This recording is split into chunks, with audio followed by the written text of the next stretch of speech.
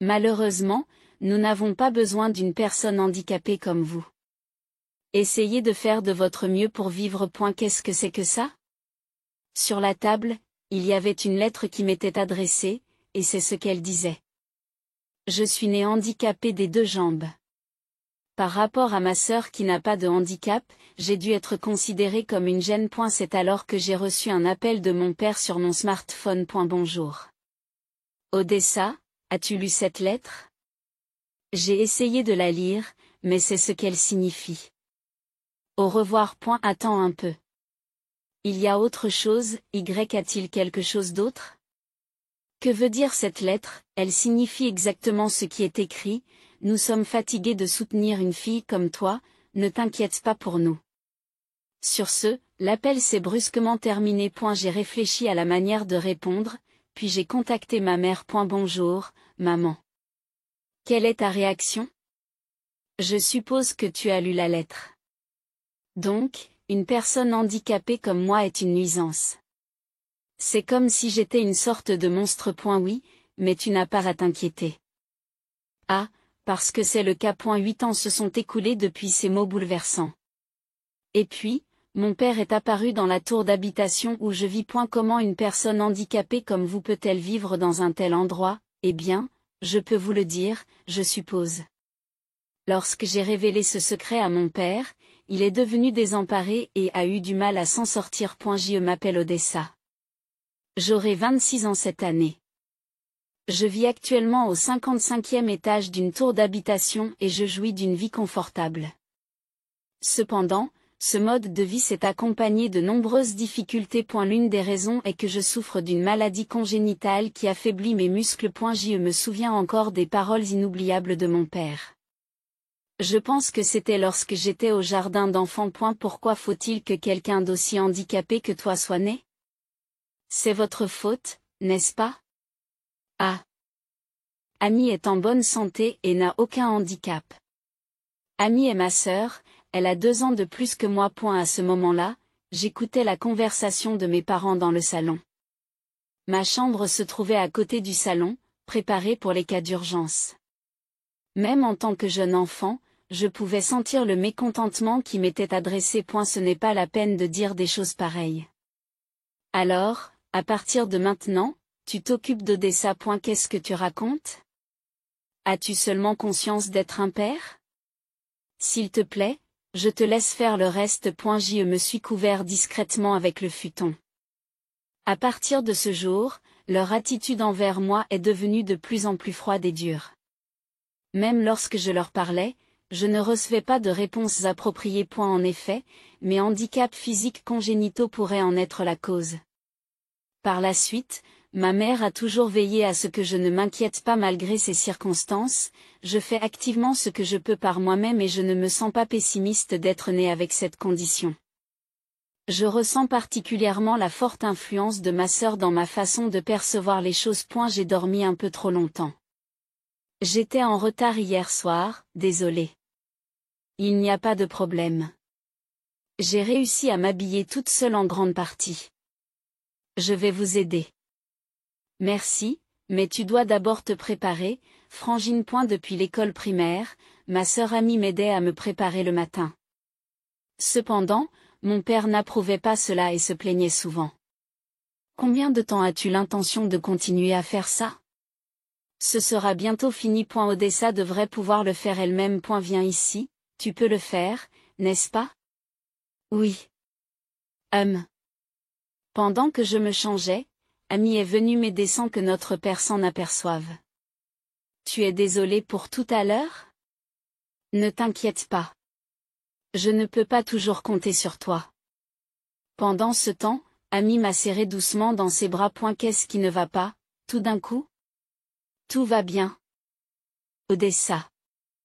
Je vais te protéger. Alors je ferai de mon mieux pour te protéger aussi, sœurette. Grâce à ces échanges, j'ai senti que notre lien de sœur s'approfondissait encore plus. Nous nous efforcions de ne pas trop parler devant notre père. Nous pensions qu'il pourrait dire quelque chose s'il nous voyait proches. Alors, j'y vais. D'accord, prenez soin de vous. Notre père renonçait parfois à ses jours de congé pour aller travailler plusieurs fois par mois. Ces jours-là, je me sentais soulagé. Point d'habitude, quand je jouais, je me faisais gronder sévèrement. Aujourd'hui, puisque papa n'est pas là, jouons à notre guise. D'accord, mais n'en faisons pas trop. Ne vous inquiétez pas. Ensuite, ma sœur et moi avons joué à des jeux vidéo dans le salon. Environ 2 heures se sont écoulées. À ce moment-là, notre mère était partie faire des courses. J'ai entendu la porte d'entrée s'ouvrir et j'ai pensé que maman était rentrée. Mais que fais-tu? Quand je me suis retournée, c'était la voix de mon père. Papa, pourquoi es-tu là? Qu'est-ce qui s'est passé au travail? Je suis revenue parce que j'ai oublié quelque chose. Où est maman? Elle est allée faire des courses. Alors, qu'est-ce que vous faites tous les deux? Dites-le-moi. Face au regard de mon père, je me suis figée de peur. Mon corps s'est transformé en pierre. Sentant cela, ma sœur a essayé de me protéger. Nous ne faisions que jouer à un jeu. Mais c'est moi qui l'ai suggéré. Odessa n'a rien fait de mal. C'est vrai? Oui, c'est vrai.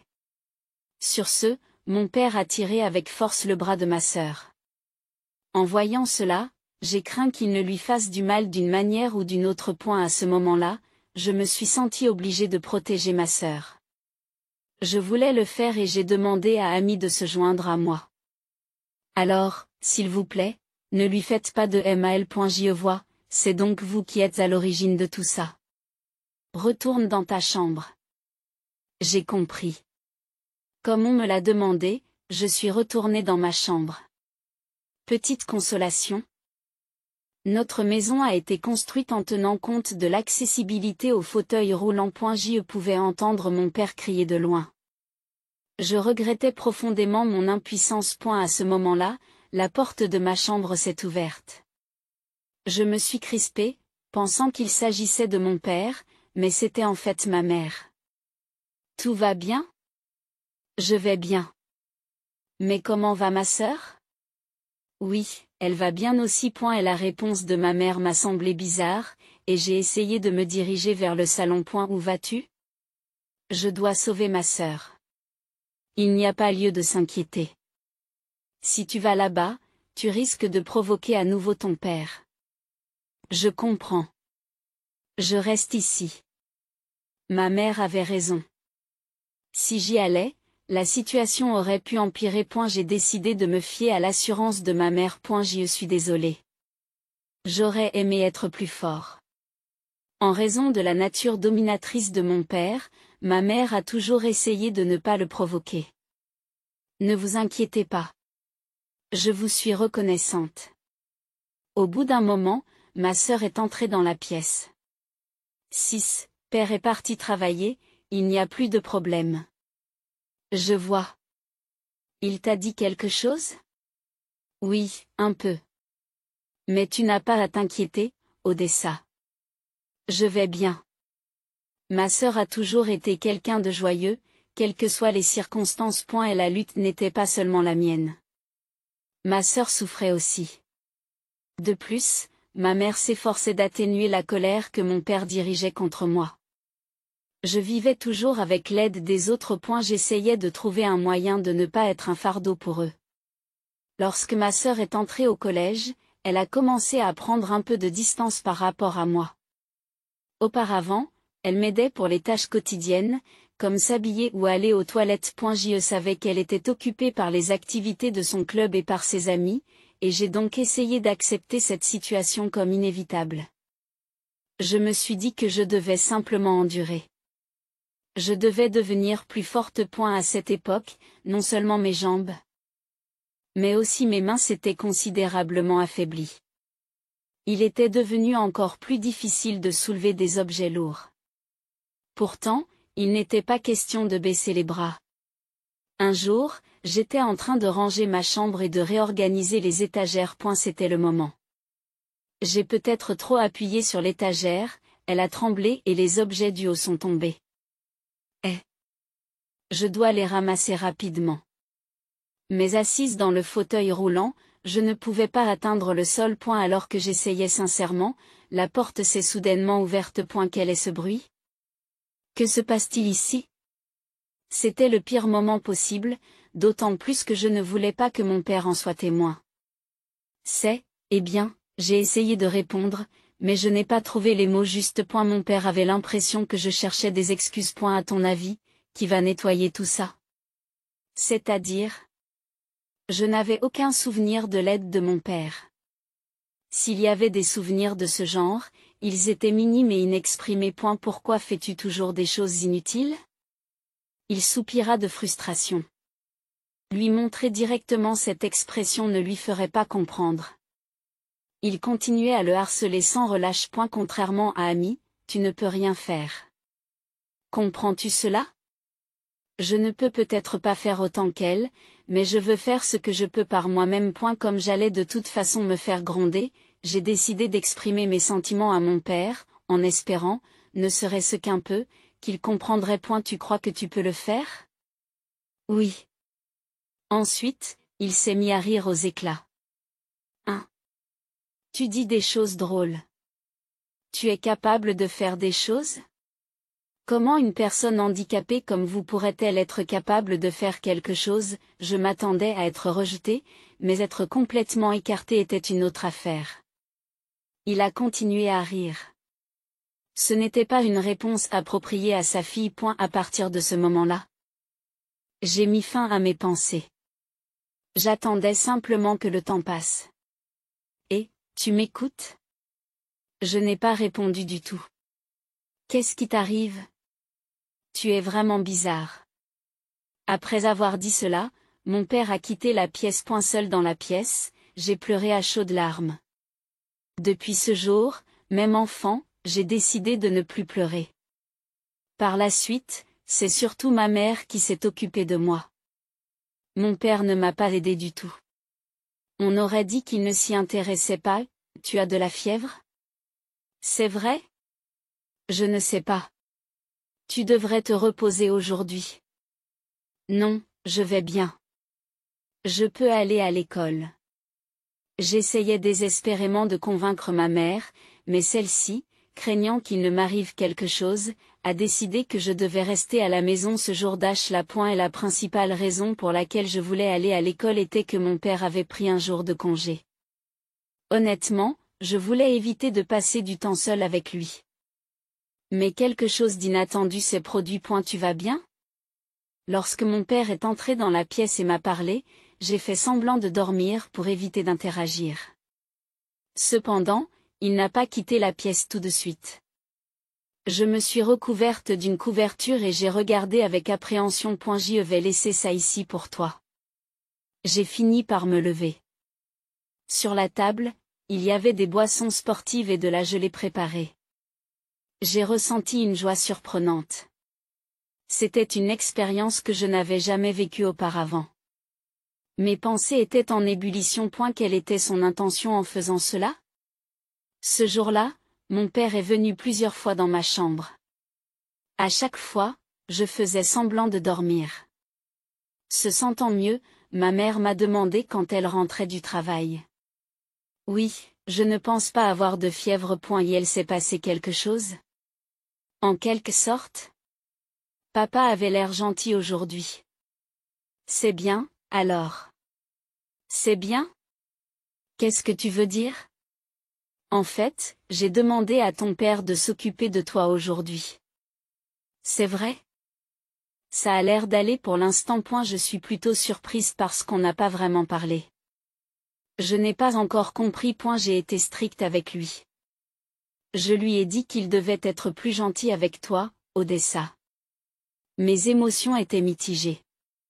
Même si j'essayais de ne pas être affectée de quelque manière que ce soit, je ne savais pas ce que je devais ressentir ou faire. Puis, comme l'a dit ma mère, mon père s'est montré plus attentif.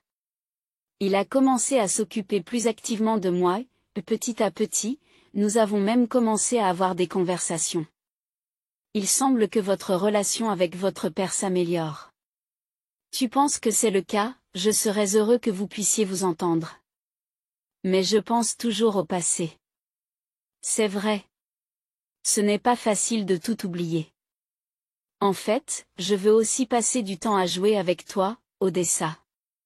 Il n'y a pas de problème, Serette. Instinctivement, j'ai souri à ma sœur. À cette époque, j'espérais que mes relations avec mon père s'amélioreraient. Lorsque je suis entrée au collège, l'attitude de mon père est devenue encore plus stricte. J'ai compris le contexte dans lequel ma sœur était en période d'examen. J'ai essayé de l'accepter, mais je me suis rendu compte qu'il y avait aussi d'autres raisons. J'ai besoin d'aller aux toilettes, ai-je dit à mon père. Je pouvais me débrouiller seule, mais j'ai délibérément demandé son aide. Je ne peux pas t'aider maintenant. Tu es un collégien maintenant. Tu devrais être capable d'aller aux toilettes tout seul, non? J'ai senti que c'était sa vraie nature. Les jours agréables d'avant ressemblaient à un rêve. De plus, il y a eu un autre changement. Ma mère est devenue aussi froide que mon père. Maman, tu peux m'aider? Je suis occupée pour l'instant, peut-être plus tard. Je ne pouvais même pas compter sur ma sœur. C'est ainsi que la considération qu'ils avaient pour moi s'est progressivement estompée. Tout ce que je demandais était souvent négligé. Même en tant que collégienne. Le sentiment d'être mise à l'écart par ma famille était douloureux. Odessa, à partir de maintenant, tu prendras tes repas dans ta chambre. Pourquoi? Tout simplement parce que ni ma mère ni ma sœur n'ont dit quoi que ce soit. Petit à petit, je me suis retrouvée à manger seule dans ma chambre plus souvent. L'une des raisons de ce changement était les résultats d'un diagnostic médical que j'avais reçu à l'hôpital. Mon état de santé n'était pas prometteur et ma maladie progressait. Mon père a pris cette décision après avoir appris la vérité. J'ai commencé à douter de ma place dans cette famille. Pourquoi n'y a-t-il qu'Odessa? De telles questions me parvenaient aux oreilles pendant que j'étudiais. Dépêche-toi de te préparer. Si Odessa reste à la maison, je resterai aussi à la maison. Tu es sûr que c'est d'accord? Ami, tu voulais aller dans une école privée, n'est-ce pas? Oui, c'est vrai. Tu vas me définir, si tu veux rester, reste, mais renonce à aller dans une école privée. J'étais choquée d'entendre des déclarations aussi incroyables. Finalement, la situation réelle est devenue claire. Mon père utilisait les examens comme une menace pour manipuler ma mère et ma sœur. Je n'avais jamais éprouvé de haine à l'égard de mon père auparavant, mais là, j'ai dépassé les bornes. Cependant, avec ma mobilité réduite, je me suis demandé comment je devais réagir. À partir de ce jour, je n'ai plus cessé de penser à cette question. J'y sors un peu. Je suis désolée, Odessa. Je vais bien, ne t'inquiète pas. Au loin, j'entendais mon père appeler. On aurait dit qu'il me convoquait d'urgence. Allez, dépêche-toi. Chaque fois que j'affichais une expression triste, je craignais qu'il ne se surmène à cause de moi, alors j'ai décidé de me montrer forte. Il me laissait souvent derrière eux lorsqu'ils sortaient. Si cela se produit à chaque fois, je m'habituerai peu à peu à la situation. Auparavant, mon père sortait souvent pour m'éviter, mais à un moment donné, il a commencé à agir sans hésitation. Sortons manger aujourd'hui. Allons-y. Je pense que ce plan soudain est un peu exagéré. Eh bien, peut-être. Je l'ai décidé. Dépêchez-vous. Bien sûr, Odessa nous attendra à la maison. Ami, qui écoutait à côté de moi, a essayé de dire quelque chose, mais je lui ai pris le bras pour l'en empêcher. Allez-y. Vous êtes si gentille, Odessa. Attends un peu. Sais-tu ce qu'on dit de moi au travail? Probablement pas. Mon père a commencé à parler de sa misère. Même au travail, je souffre parce que je suis un père dont la fille est handicapée. Pouvez-vous comprendre à quel point c'est frustrant? Il n'y a aucune chance que je comprenne cela. Des telles plaintes ne devraient pas être dirigées contre moi. Il est loin d'être apte à être père. Mais que puis-je faire contre lui, moi qui suis un collégien qui a besoin d'un fauteuil roulant pour se déplacer et dont la vie dépend largement d'un soutien? Ne vous inquiétez pas. Je me débrouillerai tout seul. Ce n'est pas grave. Ma mère et Ami me regardent avec inquiétude. Si j'y vais, je ne ferai que gêner. Et tu ne devrais pas t'inquiéter du regard des autres. Ami n'était pas tout à fait convaincue, mais elle est quand même sortie avec nos parents. Je ne pouvais pas prévoir ce qui se passerait si je défiais mon père. Cela m'a semblé être un choix judicieux.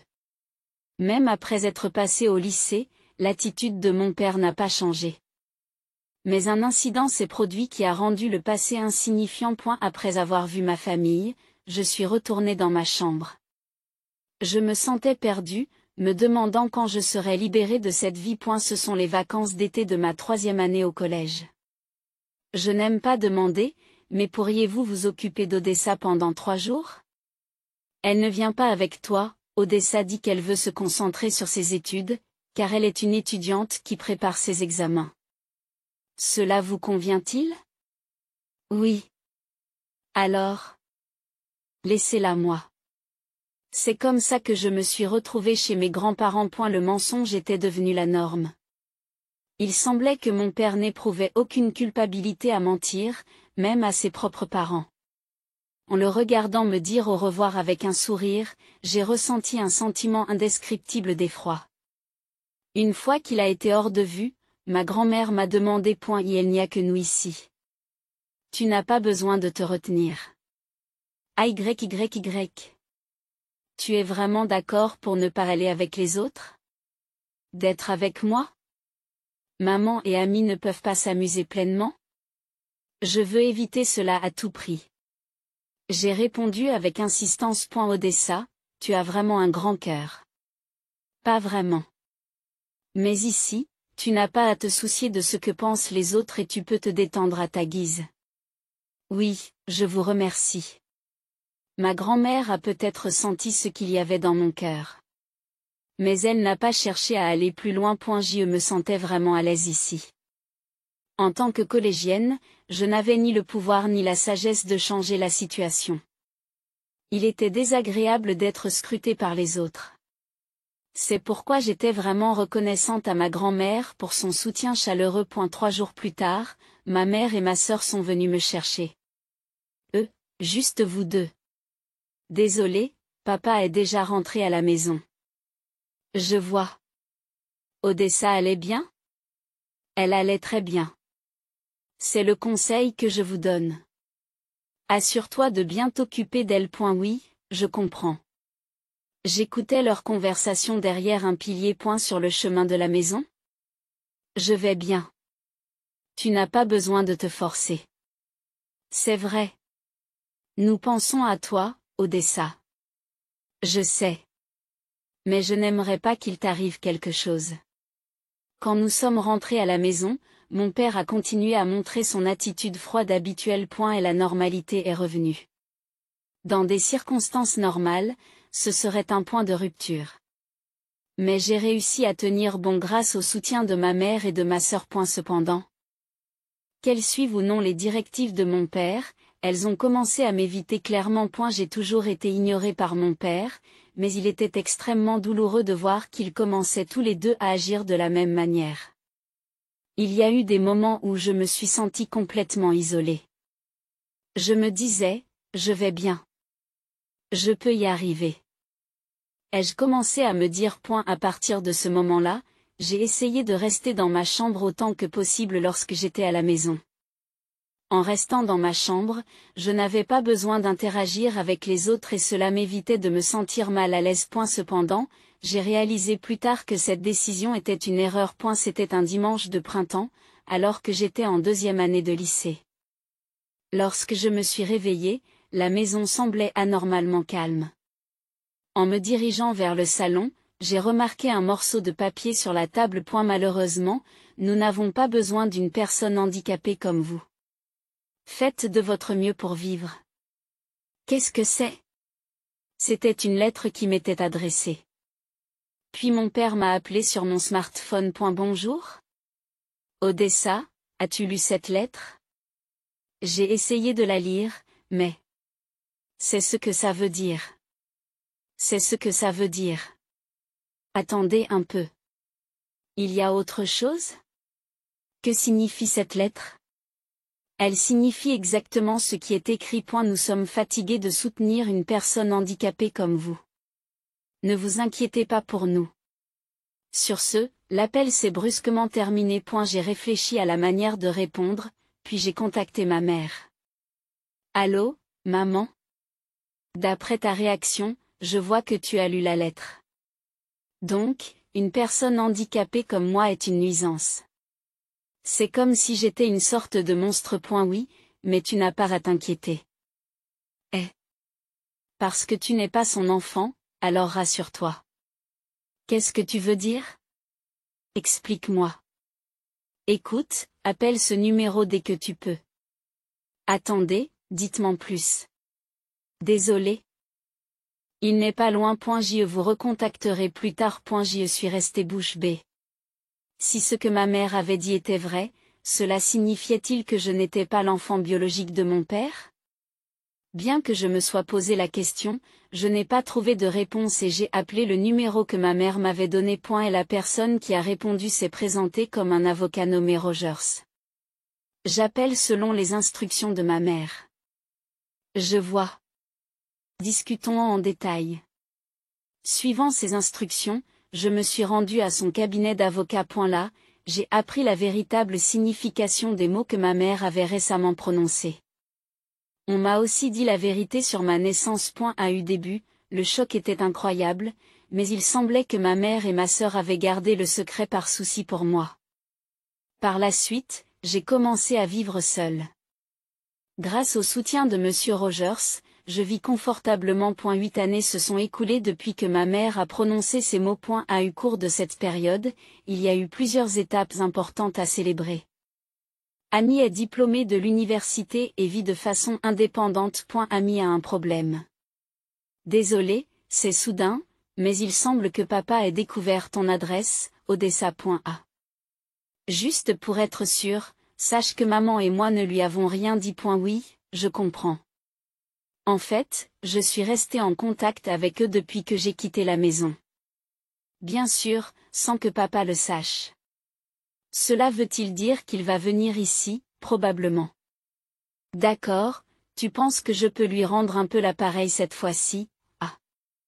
Ma vie maintenant, c'est grâce à maman et à toi, n'est-ce pas? C'est peut-être vrai. Je veux donc vous montrer ma gratitude à tous les deux d'une certaine façon, surtout à maman. Ce n'est pas de ta faute, ma sœur. Puis, une semaine après, j'ai reçu un appel de ma sœur. Comme elle l'avait dit, mon père s'est présenté à l'appartement où je vis. L'interphone a sonné et j'ai répondu. Oui, bonjour. Odessa. Ça fait longtemps. Comment une personne handicapée comme toi peut-elle vivre dans une tour d'habitation comme celle-ci? Eh bien, qu'en pensez-vous? Et, ce n'est pas comme ça qu'il faut parler à ses parents. Derrière mon père, je vois ma mère qui se tient debout, l'air désolé. Son expression montrait clairement qu'elle avait souffert de mon absence. Alors, laisse-moi te raconter. Qu'est-ce que c'est? J'ai révélé à mon père comment j'avais réussi à vivre cette vie. En entendant cela, il a dirigé sa colère vers ma mère. Qu'est-ce que tu racontes? Je n'avais aucune idée de tout cela. J'avais l'intention de tout expliquer correctement au début, mais quand vous avez appris qu'Odessa était handicapée, votre expression a changé, n'est-ce pas? Et alors? C'est l'enfant de quelqu'un d'autre et en plus, c'est une personne handicapée. Lorsque Monsieur Rogers m'a annoncé ce fait, j'ai eu l'impression que mon cœur s'arrêtait. D'après lui, j'étais la fille de la meilleure amie de ma mère. Mon père biologique était décédé dans un accident et ma mère biologique était en phase terminale d'un cancer et n'avait plus beaucoup de temps à vivre. À l'époque, j'ai été adoptée par mes parents actuels. Ma mère biologique m'a laissé un héritage substantiel afin de s'assurer que je ne connaîtrais pas de difficultés à l'avenir. En outre, la maison dans laquelle je vis actuellement a été habitée par mes parents biologiques. N'est-il pas inapproprié de blâmer maman? Je me tais. Non, je ne me tairai pas. Je vois à quel point vous traitez votre mère de façon terrible. Même après que j'ai pris mon indépendance, le comportement violent de mon père n'a pas diminué. J'avais déjà été sa cible auparavant. Mais maintenant, c'est ma mère qui est visée. Tu ne crois pas, maman? J'ai demandé l'accord de ma mère, qui a acquiescé en silence. Qu'est-ce que tu racontes sans aucune preuve? Et s'il y a des preuves? J'ai sorti mon smartphone et j'ai écouté un enregistrement. L'enregistrement montre mon père en train d'injurier ma mère et de passer à la violence physique. Qu'en est-il de cela? Vous comprenez maintenant? Quand cela s'est-il produit? Même si j'ai vécu loin d'ici, nous sommes restés en contact permanent. Vous n'avez pas remarqué, n'est-ce pas? Bien sûr que non. Espèce de salaud. Tu as beau crier, c'est inutile. Puisqu'il y a autant de preuves, vous comprenez ce qui va se passer. C'est vrai. Qu'est-ce que tu veux dire par là? J'ai regardé ma mère et je lui ai fait signe avec mes yeux. Je me sépare de toi? Je me sépare de toi? Bien sûr. Ne t'inquiète pas, maman vivra ici avec moi.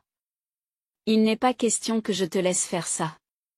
Ton opinion n'a plus d'importance. Il ne s'est peut-être pas rendu compte que c'était prévu. Que peut faire une personne handicapée comme vous? Il semblait très agité et était sur le point de devenir violent. C'est à ce moment-là que c'est arrivé. Arrêtez. Qu'est-ce que vous faites? Un cri est venu de l'arrière de la maison. Qui êtes-vous? Cette personne est mon épouse. Le conjoint. Enchanté de vous rencontrer. Je m'appelle Édouard. Mon père a baissé la main, surpris. Vous étiez aussi au courant? Ma mère acquiesce. Bien sûr. Ami le sait aussi. Sans mon consentement, en tant que père, juste comme ça. Je suis déjà un adulte, il ne devrait pas y avoir de problème. Maintenant, pouvez-vous partir, s'il vous plaît? Alors que je pensais qu'il allait partir, il semble qu'il n'est pas encore abandonné. Attendez un peu. Vous devez avoir hérité d'autres propriétés que cette maison. C'est vrai. Et alors? En tant que parent, je devrais avoir le droit de recevoir une partie de cet héritage. Sur quelle base dites-vous cela? Ce droit n'existe pas. En voyant l'attitude désespérée de mon père, je n'ai pas pu m'empêcher d'éclater de rire. Pourquoi ris-tu autant? Parce que vous faites des déclarations qui n'ont rien à voir avec le sujet. Mon père trépignait de frustration. Et la route qui t'attend sera difficile, mais tu dois faire de ton mieux. Tu devras aussi payer une pension alimentaire. D'ailleurs, grand-père et grand-mère sont déjà au courant de la situation, il est donc inutile d'essayer de compter sur eux. Tu as vraiment tout prévu à ce point. Son comportement a changé du tout au tout et il est devenu très silencieux. Il était probablement en train de réfléchir. Il n'y a plus rien à dire, alors au revoir. Attendez, écoutez-moi. Je m'excuse vraiment. Le père a pris une pause parfaite pour s'excuser. Qu'est-ce que cela fait d'abandonner toute fierté envers quelqu'un que l'on a méprisé? J'y ai réfléchi. Cependant, ces excuses n'ont pas changé mon cœur. Ce n'est pas la peine de faire ça, alors partez vite. Même après tout cela, tu ne vas pas me pardonner et me repousser. Oui, si vous ne partez pas, j'appellerai la police. J'ai toutes les preuves et vous risquez d'être arrêté. Il s'est ensuite éloigné précipitamment, l'air effrayé. J'ai respiré profondément, je me suis senti détendu. C'est bien. Merci, c'était très stressant. Tu es d'accord avec moi, Odessa? Que nous vivions ensemble ici. Oui, je suis d'accord. C'est quelque chose que nous avons décidé tous ensemble. Oui, c'est un endroit où l'on peut être libre. J'en ai aussi parlé à ma sœur au téléphone. C'est très bien. Vous voyez, il n'y a pas de problème, n'est-ce pas? En fait, je voulais venir avec vous. Je comprends ce que vous ressentez. Venez me rendre visite la prochaine fois. Oui, je viendrai. C'est ainsi que ma mère et moi nous sommes libérés de l'emprise de mon père. Bien que nous ne soyons pas encore parvenus à une résolution finale, nous avons fêté cela ensemble ce jour-là. Ensuite, nous avons rendu visite à Monsieur Rogers, l'avocat. Les preuves ayant déjà été rassemblées. La procédure s'est déroulée sans encombre. Je suis reconnaissant pour tout. C'est mon devoir, après tout. S'il vous plaît, prenez soin de la situation de mon père. Et la police s'occupera des problèmes de violence, mais je m'occuperai de la pension alimentaire. 2 semaines après la consultation, le divorce de mes parents a été officiellement prononcé. Ainsi, ma mère ne serait plus maltraitée par mon père. J'ai été vraiment soulagée par cette résolution. Après le divorce, nous avons déménagé tous les biens de ma mère dans notre immeuble. Vous m'avez beaucoup aidé, Odessa. J'en suis heureuse, maman.